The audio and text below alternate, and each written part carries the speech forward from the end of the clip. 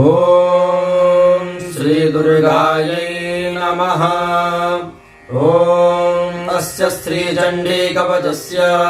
ब्रह्मा ऋषिः अनुष्टुप् छन्दः चामुण्डा देवता अङ्गन्यासोक्तमातरो बीजम् दिगबन्धदेवता सत्त्वम् श्रीजगदम्बा प्रीत्यर्थे सप्तशती पाठाङ्गत्वेन पाठे विनियोगः। ॐ नमश्चण्डिकायै। मार्कण्डेय उवाच ॐ यद्गुह्यम् परमम् लोके सर्वरक्षाकरम् नृणाम् यन्न कस्यचिदाख्यातम् तन्मे ब्रूहि पितामह। ब्रह्मोवाच अस्ति गुह्यतमम् विप्र सर्वभूतोपकारकम् देव्यासु कवचम् पुण्यम् तच्छृणुस्व महामुने।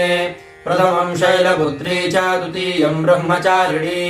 तृतीयम् चन्द्रघण्टेति कूष्माण्डेति चतुर्थकम् पञ्चमम् स्कन्धमातेति षष्ठम् कात्यायनीति च सप्तमम् कालरात्रीति महागौरीति चाष्टमम् नवमम् सिद्धिदात्री च नव दुर्गाः प्रकीर्तिताः। उक्तानि एतानि नामानि ब्रह्मणैव महात्मना अग्निना दह्यमानस्तु शत्रुमध्ये गतोरणे विषमे दुर्गमे चैव भयार्ताः शरणम् गताः न तेषाम् जायते किञ्चिदशुभम् ऋणसङ्कटे नावधम् तस्य पश्यामि शोकदुःखभयम् नहि यैस्तु भक्त्या स्मृता नूनम् तेषाम् वृद्धे प्रजायते ये त्वाम् स्मरन्ति देवेशि रक्षसे तान्न संशयः। प्रेतसंस्था तु चामुण्डा वाराही महिषासना ऐन्द्रीगजसमारूढा वैष्णवी गरुडासना माहेश्वरी वृषारूढा कौमारी शिखिवाहना लक्ष्मीः पद्मासना देवी पद्महस्ता हरिप्रिया श्वेतरूपधरा देवी ईश्वरी वृषवाहना ब्राह्मी हंससमारूढा सर्वाभरणभूषिता इत्येता मातरः सर्वाः सर्वयोगसमन्विताः नानाभरणशोभाढ्या नानारत्नोपशोभिताः दृश्यन्ते रथमारूढा देव्यः क्रोधशमाकुलाः शङ्खम् चक्रम् गदाम् शक्तिम् हलम् च मुसलायुधम् केटकम् तोमरम् चैव परशुम् पाशमेव च कुन्तायुधम् शूलम् च साङ्गमायुधमुत्तमम् दैत्यानाम् देहनाशाय भक्तानामभयाय च धारयन्त्यायुधानित्थम् देवानाम् च हिताय वै नमस्तेऽस्तु महारौद्रे महाघोरपराक्रमे महाबले महोत्साहे महाभयविनाशिनी त्राहि माम् देवि दुष्प्रेक्ष्ये शत्रूणाम् भयवर्धिनी प्राच्याम् रक्षतु मामैन्द्री आग्नेयामग्निदेवता दक्षिणेवतु वाराही नैऋत्याम् खड्गधारिणी प्रतीच्याम् वारुणी रक्षेद्वायव्याम् मृगवाहिनी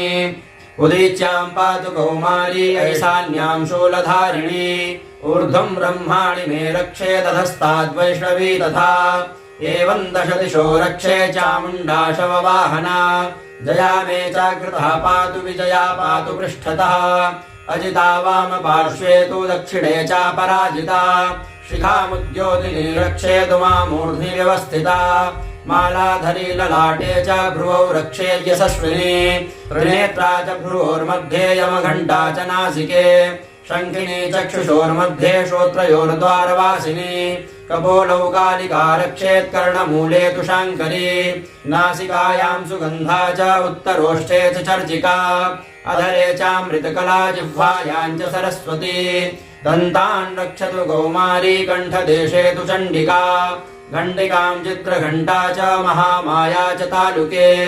कामाक्षी जिबुगम् रक्षेद्वाचम् मे सर्वमङ्गला ग्रीवायाम् भद्रकाली च पृष्ठवंशे धनुर्धरी नीलग्रीवा बहिर्कण्ठे नलिकाम् नलकूबरी स्कन्दयो खड्गिनी रक्षेद्बाहु मे वज्रधारिणी हस्तयोर्दण्डिनी रक्षेदम्बिका चाङ्गुलीषु च नखाञ्चूलेश्वरी रक्षेत्कुच्छौ रक्षेत्कुलेश्वरी स्तनौ रक्षेन्महादेवी मनः शोकविनाशिनी हृदये ललिता देवी उदरे शूलधारिणी नाभौ च कामिनी रक्षेद्गुह्यम् गुह्येश्वरी तथा पूतना कामिका मेढ्रम् कुदे महिषवाहिनी कट्याम् भगवती रक्षेज्जानुनी विन्ध्यवासिनी जङ्घे महाबला रक्षे सर्वकामप्रदायिनी गुल्फयोर्नारसिंहे च पादपृष्ठे तु तैजसी पादाङ्गुलीषु श्रीरक्षेत् पादाधस्तलवासिनी नखान्दंश्राकराली च केशांशैवोर्ध्वकेशिनी रोमकूपेषु कौबेरी त्वचं वागीश्वरी तथा रक्तमज्जावसामांसान्यस्तिमेदांशि पार्वती अन्त्राणि कालरात्रिश्च वित्तं च मुकुटेश्वरी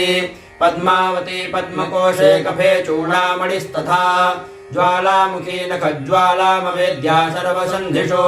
शुक्रं ब्रह्माणि मे रक्षे छायां छत्रेश्वरी तथा अहङ्कारं मनोबुद्धिं रक्षेन्मे धर्मधारिणी प्राणापानौ तथा व्यानमुदानं च शमानकम् वज्रहस्ता च मे रक्षेत् प्राणं कल्याणशोभना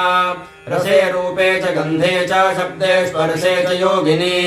सत्त्वं रजस्तमश्चैव रक्षेन्नारायणी सदा आयु रक्षतु वाराही धर्मं रक्षतु वैष्णवी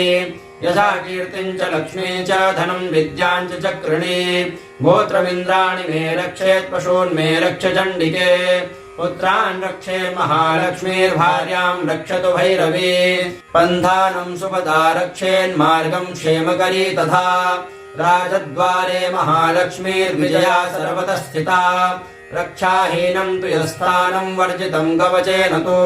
तत्सर्वं रक्ष मे देवि जयन्ती पापनाशिनी पदमेकं न गच्छेत् यदिच्छेत् शुभमात्मनः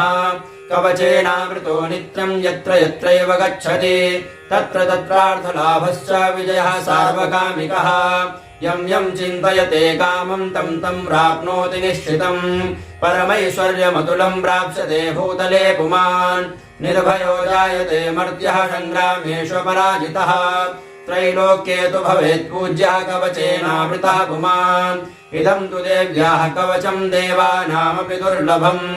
यः पठेत् प्रयतो नित्यं प्रसन्ध्यं श्रद्धयान्वितः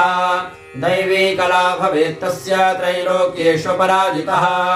जीवेद्वर्षशतं साग्रमपमृत्युविवर्जितः नश्यन्ति व्याधयः सर्वे लूता विस्फोटकादयः स्थावरं जङ्गमं चैव कृत्रिमं चापि यद्विषम् अविचाराणि सर्वाणि मन्त्रयन्त्राणि भूतले भूचराः खेचराश्चैव जलजाश्चोपदेशिकाः सहजाकुलजा माला डाकिनी शाकिनी तथा अन्तरिक्षचरा घोरा डाकिन्यश्च महाबलाः ग्रहभूतपिशाचाश्च यक्षगन्धर्वराक्षसाः ब्रह्मराक्षसवेतालाः कूष्माण्डा भैरवादयः नश्यन्ति दर्शनात् तस्य कवचे हृदि संस्थिते मानोन्नतिर्भवेद्राज्ञस्तेजो वृद्धिकरं परम् यशसा वर्धते सोऽपि कीर्तिमण्डितभूतले जपेत् सप्तशतीं चण्डीं कृत्वा तु कवचं पुरा यावद्भूमण्डलं धत्ते सशैलवनकाननम् तावत् तिष्ठति मेदिन्यां सन्ततिः पुत्रपौत्रिकी देहान्ते परमं स्थानं यत्सुरैरपि दुर्लभम् प्राप्नोति पुरुषो नित्यं महामाया प्रसादतः लभते परमं रूपं शिवेन सह मोदते ॐ श्रीजगदम्बार्पणमस्तु।